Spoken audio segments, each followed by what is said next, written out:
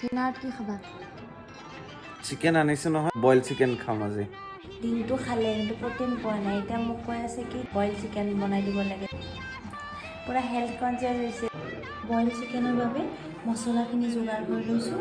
ধনিয়া, পিঁয়াজ, আদা, নহৰু এনেকৈ চুপ টাইপৰ মছলা পাতি থাকিব ইয়াতে। একদম চিম্পল, তুমি নিজে বনাব পাৰিবা কেতিয়াবা। নাই মই নোৱাৰোঁ।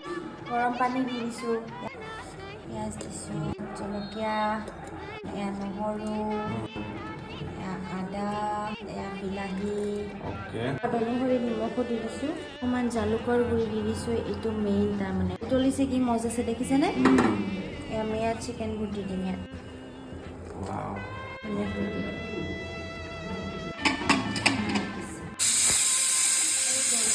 Boil chicken ready.